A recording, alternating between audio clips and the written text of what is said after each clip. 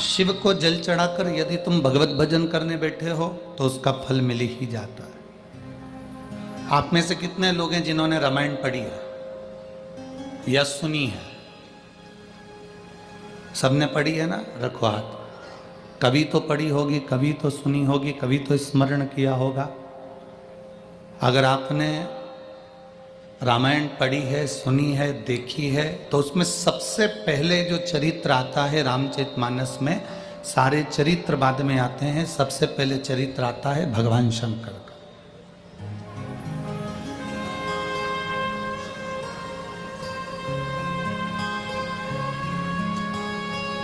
सारे जितने चरित्र आएंगे रामचरितमानस के, जितने संवाद आएंगे रामचरितमानस के, उन सारे चरित्रों से पहले, उन सारे संवादों से पहले सबसे पहले शिव का संवाद,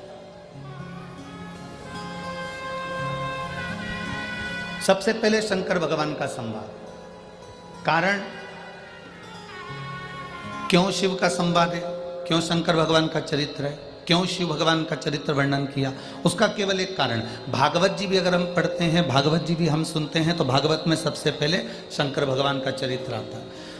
विष्णु पुराण का हम स्मरण करते हैं तो सबसे पहले शिव जी का वर्णन आता है। कुर्म पुराण पढ़ते हैं, आप जितनी पुराणों का स्मरण करोगे उसमें सबसे पहले शंकर भगवान का स्मरण किया गया।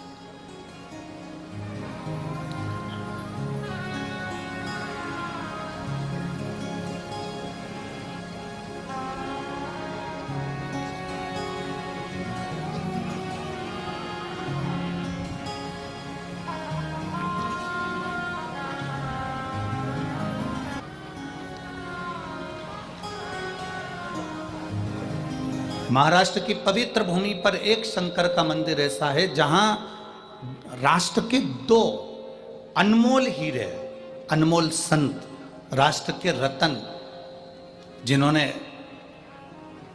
शिव का दर्शन एक साथ किया, वो मंदिर है औंढा नागनाथ का मंदिर।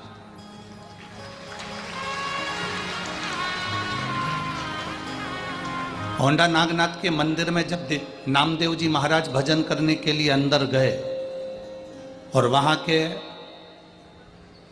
पुजारी ब्राह्मण जन ने उन नामदेव जी महाराज को नृत्य करते हुए देखकर क्रोधित हो गए और उनको उठाकर मंदिर के पीछे फेंक दिया। गुरु नानक देव वहां से आ रहे थे और गुरु नानक देव जी अपनी मस्ती में मस्त, संत होता ही है, भगवान की भक्ति में इतना मस्त रहता है कि उसको दूसरे से कोई मतलब ही नहीं रहता। गुरु नानक देव जी आ रहे थे और गुरु नानक देव जी स्तुप्त होकर खड़े हो गए उस औंढा नागनाथ के मंदिर के दरवाजे पर।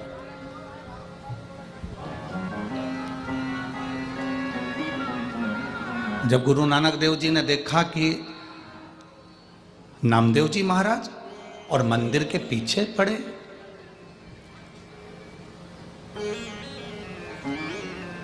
नामदेव जी महाराज का बहुत सारा समय पंजाब की धरा पर निकला था। कई शास्त्रों में तो वर्णन मिलता है कि 18 वर्ष तक संत नामदेव जी महाराज पंजाब की धरा पर गुरु नानक देव जी महाराज के सानिध्य में रहे, हमारे शास्त्र वर्णन करते हैं।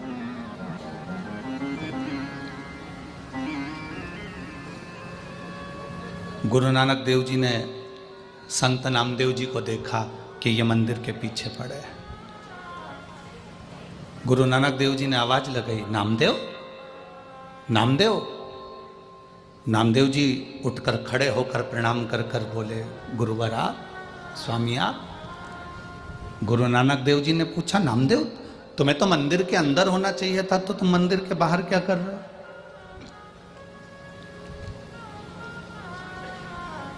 ये मंदिर के बाहर तुम्हारा क्या काम है?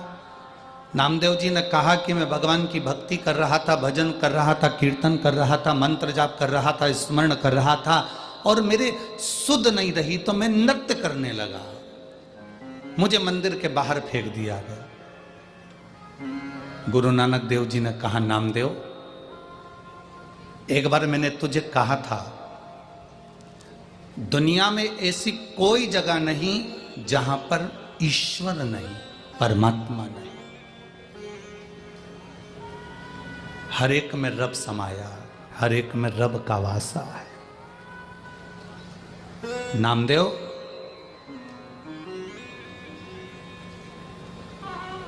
अगर तेरी भक्ति प्रबल है, तेरा विश्वास प्रबल है, तेरा भरोसा दृढ़ है, तो मंदिर का पिछाड़ा अगाड़ी होगा और अगाड़ी पिछाड़ी होगा। मंदिर का जो पीछे का हिस्सा है वो आगे हो जाएगा और आगे का हिस्सा पीछे। अगर तेरा विश्वास पक्का है, तेरा भरोसा पक्का है, तेरी दृढ़ता पक्की है, तो ये होकर ही रहेगा। सब कुछ विश्वास पर। ये जायसवाल परिवार में कथा हो रही है। श्री राजकुमार जी जायसवाल इस कथा को लिए हैं।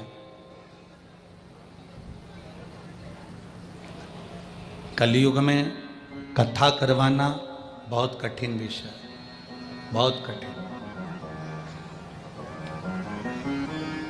और मैं राजकुमार जी जायसवाल जी को धन्यवाद दूंगा और उनकी धर्मपत्नी सौभाग्यवती श्रद्धा जी जायसवाल जी को धन्यवाद दूंगा कि आप दोनों का जो विश्वास है, आप दोनों का जो दृढ़ता है, इतना विश्वास आपका सालासर बालाजी के प्रति और शिव जी के प्रति इतना दृढ़ है कि भोलेनाथ को आपके यहाँ कथा करने के लिए आना ही पड़ा। ये भरोसा, ये विश्वास। भगवान शंकर का चरित्र कह रहा है, भगवान शिव की पवित्र कथा कर रही है।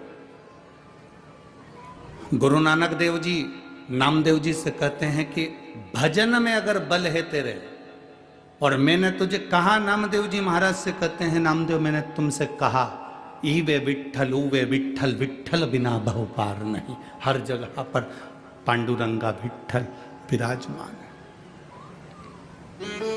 कण कण में परमात्मा विराजमान है, इसको ढूंढने की जरूरत नहीं है। सुनो नामदेव, तुम जहां बैठकर भगवान का भजन करोगे वहां पर हरि विठ्ठल पांडुरंगा तुम्हारे सामने होगा, भजो। और नामदेव जी ने जो भजना प्रारंभ करा, स्वयं गुरु नानक देव जी खड़े खड़े देखते रहे कि नामदेव जी भजन में इतने लीन हो गए, इतने लीन हो गए कि शंकर भगवान के मंदिर का दरवाजा बदल गया और दरवाजा सम्मुख में हो गया। गुरु नानक देव जी ने नामदेव जी को जगाया और गुरु नानक देव जी नामदेव जी को जगा कर कहते हैं, नामदेव उठो, तुम्हारी भक्ति का बल बढ़ा तो भगवान शंकर का दर्शन तुम्हें पीछे की ओर भी हो गया। ये भक्ति होती है। लोग कहते हैं, गुरुजी हम कौन से कलर का कपड़ा पहने, भगवान मिल जाएंगे। हम कौन से कलर का कपड़ा धारण करें, भगवान मिल जाएंगे। हम कौन सी नदी के तट पर जाकर बैठें, भगवान मिल जाएंगे। शिव महापुराण की कथा कहती है, भगवान को पाने के लिए कपड़े बदलने की जरूरत कभी नहीं पड़ती, भगवान को पाने के लिए केवल कलेजा बदलना पड़ता है, परमात्मा तुम्हारे सामने आ जाता है। केवल